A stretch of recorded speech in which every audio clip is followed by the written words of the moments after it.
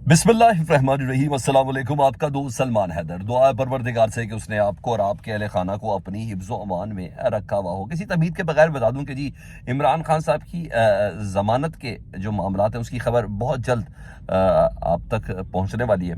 और किस बिना पर कह रहे हैं, क्योंकि जज साहब की गेम पलटी है जी। और क्योंकि जज साहब को भी पता है कि मैं मार्च अप्रैल में जा रहा हूँ, तो ज़रा थोड़ा सा ये ना हो कि मेरे मामलात भी ख़राब रहें। और फिर जाहिर बात है ये फैसले दुनिया में भी याद रखे जाते हैं और आखिरत में भी याद रखे जाते हैं। इसकी कुछ तफसील बतानी है। बुशरा बीबी को आज हजूम ने घेरा और उनके खिलाफ नारे लगाए। आज कुछ था और वो किसने भेजे मैं वो भी आपको बताता हूँ। कि लेगेसी किसकी है, किन की कारस्तानी है, वो किन के लोग थे जो कैमरे के सामने भी नहीं आना चाह रहे थे, चेहरे भी छुपाए हुए थे और जो बातें कर रहे थे उसकी डिटेल डेफिनेटली आपका जानना बहुत ज़रूरी है। वो मैंने आपको आगे चल के बताना है। आज एक और लाडले को नैब की तरफ से एनआरओ मिला है जी। और जिसके मुतालिक कहा जाता था कि 30-30 किलो सोना उसके यहाँ से बरामद हुआ है आमदन से ज़ायद असाजात पर। और आज उसको कहा गया कि नहीं, हम झूठ थे। उसी नैब ने कहा उसकी कुछ डिटेल्स बतानी, क्योंकि आने वाले वक्त में ये शख्स है बहुत अहम ना।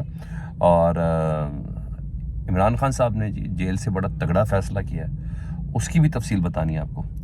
वो भी बड़ी मानी खेज है, तो मैं आपके सामने चीज़ें रखता हूँ। सबसे पहले जी 190 मिलियन पाउंड का जो केस था ना, आज उसकी समाअत थी नैब की। उस केस में समाअत थी जिसमें इमरान खान साहब की गिरफ्तारी डल चुकी हुई है।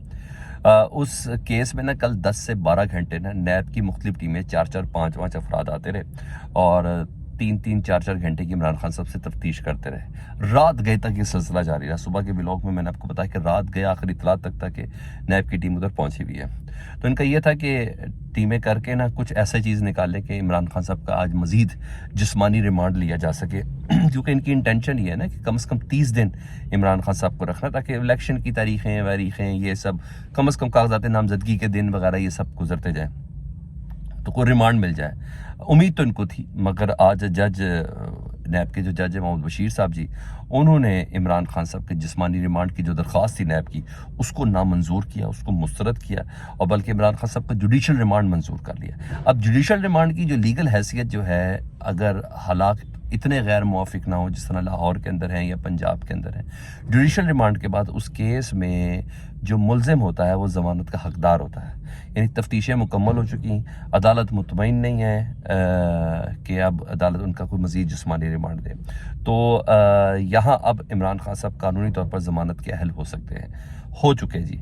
और ज़मानत हो भी सकती है, मगर इन्होंने आज़ाद तो इमरान खान साहब को करना नहीं है, तो मगर इनकी कोशिश होगी कि किसी और केस में इमरान खान साहब को धर लिया जाए। क्योंकि साइफर वाला जो केस है उसकी ज़मानत तो सुप्रीम कोर्ट के अंदर दरख्वास्त की हुई है, वो हर हाल में सुप्रीम कोर्ट ने ज़मानत देनी है जी। और 190 मिलियन पाउंड में भी ये ज़मानत हो गई, तो फिर क्या बचेगा? फिर वो बचेगा 9 मई, उसके अंदर इमरान खान साहब को फिक्स करने की कोशिश करेंगे। बाकी जिसे अल्लाह रखे उसे कौन चखे। तो बहरहाल वहाँ अब इनको फिक्स करने की कोशिश की जाएगी। अब देखते हैं वहाँ किस किस्म की तैयारी की जाती है। लेकिन बहरहाल 190 मिलियन पाउंड जो नैब का केस है, इमरान खान साहब की ज़मानत इधर आके ड्यू हो चुकी है और अब 9 मई की ये सारी की सारी तैयारी होगी, क्योंकि तोशा खाना केस में सज़ा वैसे ही मुअत्तल हो चुकी है और अब तो सज़ा को ख़त्म करने और इसकी बुनियाद को ख़त्म करने के लिए दरख्वास्त इस वक्त इस्लामाबाद हाई कोर्ट में जारी है। दूसरा, पाकिस्तान लगता है 90 की दिहाई से बाहर आए नहीं, और क्योंकि जब चीज़ें मुवाफिक होती हैं तो फिर एकदम मिसाक़ी में जमहूरियत आ जाती है, जब नहीं मुवाफिक होती तो फिर जिस तरीके से लड़ा जाता है वो तो चल ही रहा है। तो 90 की दिहाई की सियासत में अगर किसी को याद नहीं है, कोई 90 की दिहाई के बाद पैदा हुई है नहीं पोत, तो हम 90 की दिहाई के लोग हैं। तो जैसा बेनज़ीर भुट्टो के साथ होता था ना, उनकी फौश किस्म की तस्वीरें एडिट करके या जिस तरह भी वो लगाई जाती थी, फिर जहाज़ों के ज़रिए फेंकी जाती थी, फिर उसके ऊपर मुस्लिम लीग नून अच्छी खासी पॉलिटिक्स करती थी।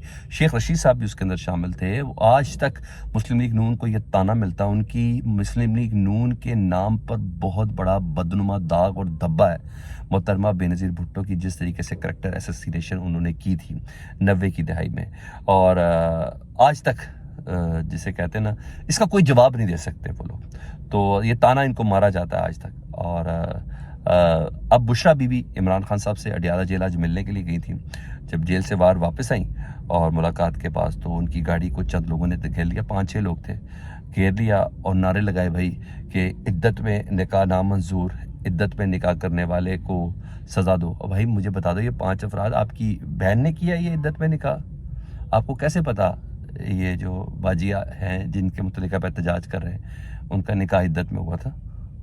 तो ये 5 अफराद अपने घर बार, नौकरी शोकरी सब कुछ छोड़ के क्यों आए? और बुशरा बीबी की गाड़ी को थपथपाने के लिए और उसको कहने के लिए काला जादू नामंसूर कहने के लिए ये क्यों आए? तो ये मैंने आपको शुरू की तमीम पे बता दी है। ये किसकी लेगेसी है? ये बाकायदा टैक्टिक्स हैं मुस्लिम लीग नून के, ये किसी को बदनाम करने के, ये सब है। सिर्फ वो जवाब नहीं दे रही यार, ये भी कमाल ज़रफ़ है उनका, कमाल ज़रफ़ है उनका। तो बहरहाल काला जादू मुझे नहीं पता है इनकी घर की खोपड़ियाँ लेके किया ये 5-6 अफराद की, या इनके कोई ऐसी मस्तूर है कि इनको अपने घर की फ़िक्र नहीं, अब दूसरों के घरों की औरतों को ये जाके कहना लगे। हालांकि मेरी नज़र में नदीम मलिक साहब को दिया गया बुशरा बीबी का इंटरव्यू काफ़ी है। बहरहाल अब मैं इन लोगों का क्या करूं यार, वो करीबी रिश्ते खावर मनीका साहब बेचारे कॉम्प्रोमाइज़ हैं, तो अब इनका क्या करें। लेकिन बहरहाल ये बदतमीज़ी है, आपने 5 बंदे ला के क्या किया। हाँ, इतना मैं आपको बता दूँ, ये वो लोग थे जो कैमरे के आगे अपनी शक्ल भी नहीं दिखा रहे थे, क्योंकि उनको हिदायत ख़ास की गई थी। और मगर ये ख़बर तो बन गई, मगर इन ख़बरों का बुशरा बीबी और इमरान खान को फ़ायदा ही होना है, नुकसान नहीं होना। अगर इन ख़बरों से नुकसान होने लग जाए ना, तो फिर हक और बातिल में फ़र्क मिट जाएगा, मुझे बहरहाल ऐसा लगता है। लेकिन दुख हुआ, ये क्या किया? मरियम बीबी ने करवा दिया, किसने कर दिया मुझे नहीं पता, लेकिन दुख हुआ कि हम कितने गिर गए, बहुत ही गिर गए यार। अच्छा, अब मैंने आपको 1-2 और ख़बरें भी देनी है। नैब की क्लीन चिट, जी हाँ, उसका मिलने का सिलसिला जारी है। क्लीन चिट एक के बाद एक क्लीन चिट मिल रही है, और इस बार ही आहत चीमा की दूसरी क्लीन चिट मिली है। एक तो उनकी वो जो सोसाइटी है आशियाना, उस पर, और अब दूसरे थी उनके ऊपर थी कि आमदन से ज़्यादा सासाजात की। और इस वक्त नैब की तफ्तीश के मुताबिक 30 40 किलो सोना इनसे बरामद किया गया है। और अब नैब ने रिपोर्ट जमा कराई है अदालत में जी, और कहा गया कि इस केस में उनके ऊपर इल्ज़ामात जो है वो बेबुनियाद हैं, बेनामी जायदादों का किसी किस्म का कोई ताल्लुक नहीं है, और जितनी जायदादें डाली गई हैं वो सारी की सारी उनकी और उनकी फैमिली के कारोबार की जानिब से बनाई गई है। मतलब नैब कल झूठ बोल रहा था या नैब आज झूठ बोल रहा है? मैं क्या कहूँ इस पर। अबे हंसना और मुस्कराना चाहिए, असल कसूरवार तो नैब हुआ ना यार, जो कल भी खुसरों की तरह चल रहा था, आज भी खुसरों की तरह किसी के कहने पे चल रहा है। मुझे नहीं समझ आ रही, एक ना एक नैब गलत है, उसको तो सजा दे दो यार, कोई एक नैब गलत है। अच्छा, बहरहाल अब क्योंकि सुहेल वड़ाई साहब ने कह दिया तो मैं भी खुल के कह देता हूँ। मैंने तो हालांकि आपको परसों का बता दिया था, सुहेल वड़ाई साहब ने कह दिया तो थोड़ा सा मैं क्वेश्चन ले लेता हूँ ना, क्योंकि बात वही वाली है जो टीवी पे नहीं बीबी से कर सकते हैं। तो वो भी कह रहे हैं, और वो कहते हैं कि अफवाह है कि मईशत में बेहतरी के बाद फरवरी इलेक्शन में ताख़ीर हो सकती है, इलेक्शन फरवरी में नहीं होंगे, मईशत में बेहतरी के बाद नहीं होंगे, क्योंकि ये सोचा जा रहा है, जो सोचने वाले हैं ना, वो ये सोचा जा रहा है कि अगर फरवरी में इलेक्शन हो गया तो मईशत की बेहतरी में वक्ती वक्फा आ सकता है। अच्छा जी, मंतक देखें सुहेल वड़ाई साहब की कि मईशत में की बेहतरी में वक्फा ना आए इसलिए इलेक्शन नहीं कराने।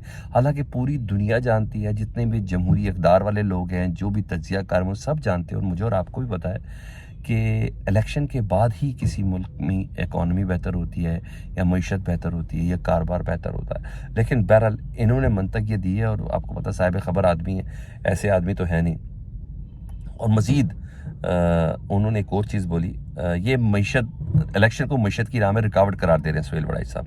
चले जो मर्जी कहें, मगर ख़बर तो उन्होंने किसी न किसी तरह देनी थी, वो दे दी, जो अल्हम्दुलिल्लाह हम आपको उससे पहले दे चुके हैं। उन्होंने ये भी कहा, जो बात बिल्कुल सही है, उन्होंने कहा पाकिस्तान तहरीक इंसाफ के सियासी उभार का मुकम्मल तदारुक नहीं हो सका, यानी हमने अभी तक पाकिस्तान तहरीक इंसाफ को मुकम्मल तौर पर तबाह नहीं किया जा सका, उनकी मकबूलियत को कम नहीं कर सके, लिहाजा इंतखाबात अगस्त से सितंबर तक ले जा सकते हैं। अच्छा, मेरे पास मार्च की खबर थी, ये अगस्त से सितंबर बहुत ही आगे लेके जा रहे हैं। तो सब कुछ पहली बार ही हो रहा है ना, जो 70 सालों 75 सालों में नहीं हुआ, हम पिछले 1-1.5-2 सालों में पहली बार ही देख रहे हैं।